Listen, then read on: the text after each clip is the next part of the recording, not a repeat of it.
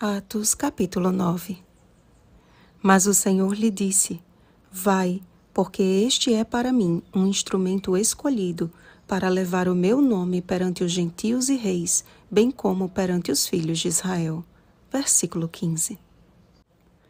A transformação de Saulo foi impressionante e surpreendente.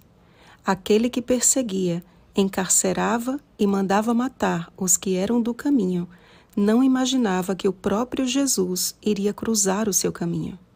Uma luz do céu brilhou ao seu redor, e logo pôde ouvir uma voz que lhe dizia: Saulo, Saulo, por que me persegues? Ora, se por causa de uma oferta mentirosa Ananias e Safira foram mortos, por que o Senhor não exterminou a Saulo, que tanto mal havia feito aos seus filhos?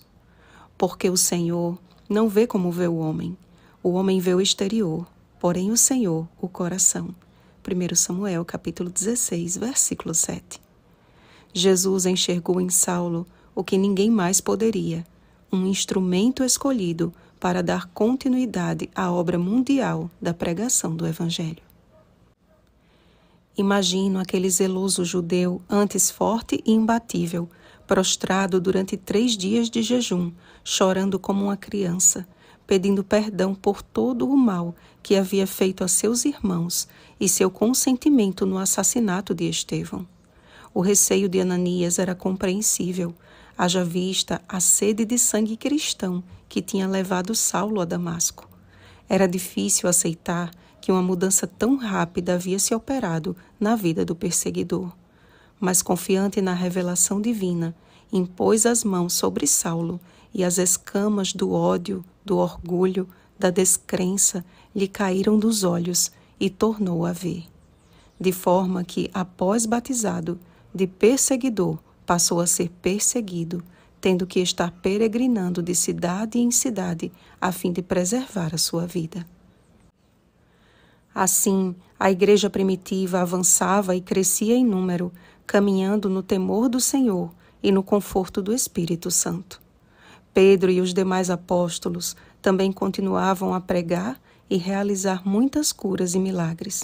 Dentre eles, a Bíblia destaca a cura de Enéas e a ressurreição de Dorcas. Quando vamos aos evangelhos, dificilmente a Bíblia apresenta o nome daqueles aos quais Jesus curou.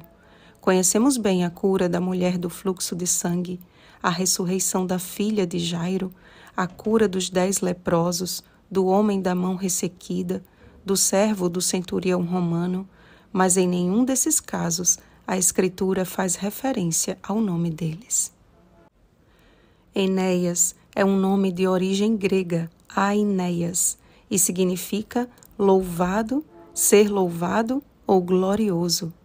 A sua cura foi um verdadeiro louvor e glória ao nome de Jesus, de modo que todos os habitantes de Lida e Sarona, ao ver-lhe curado, se converteram ao Senhor.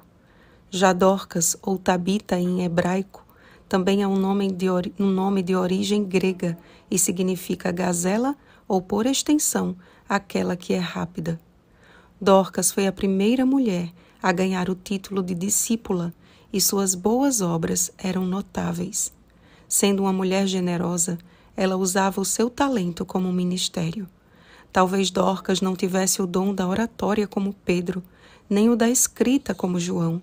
Talvez não tivesse a ousadia e a coragem de Paulo, mas o que ela tinha nas mãos entregou ao serviço do Senhor, de forma que o seu púlpito era uma agulha. Sobre o relato de Dorcas, diz o pastor Emílio Abdala, abre aspas, primeiro as boas obras, depois as boas novas, fecha aspas. Foi assim na vida daquela discípula. As suas obras testificavam de sua fé em Cristo e era assim que apresentava Jesus às pessoas, fazendo o que ele fazia. Até então, seu ministério poderia ter sido, aos seus olhos, um trabalho muito pequeno comparado ao ministério dos discípulos, mas a sua ressurreição foi a grande prova de que a sua vida era e deveria continuar sendo um instrumento de Deus para a salvação e alegria de muitos.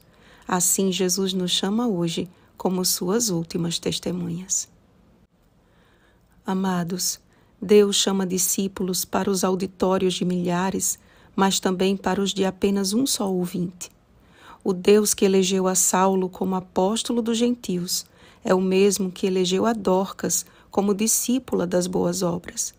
Não importa o que você tenha em mãos. Se é uma agulha, costure para a glória de Deus. Se é um martelo, construa para a glória de Deus. Se é uma vassoura e um rodo, limpe para a glória de Deus. Ou se, como Enéas, está paralisado e acha que não pode fazer nada na obra do Senhor, ouça agora pela fé. Jesus Cristo te cura. Creia que Deus está te chamando neste momento, que você é um instrumento escolhido para que muitos também creiam no Senhor e para que Ele volte logo. Não te mandei eu? Sê forte e corajoso. Não temas nem te espantes, porque o Senhor teu Deus é contigo por onde quer que andares. Josué capítulo 1, versículo 9. Oremos, amados. Pai amado, se por acaso ainda tivermos escamas nos olhos, faze-as cair e enche-nos do teu Espírito. Pode ser que tenhamos que sofrer pelo teu nome, mas queremos permanecer firmes em ti, pregando ousadamente o Evangelho do Reino. Ó Pai, purifica a tua igreja, para que ela cresça, edificando-se e caminhando no temor do Senhor e no conforto do Espírito Santo, e que nossas boas obras sejam resultado da atuação do Espírito em nós, para a tua glória. Em nome de Jesus. Amém.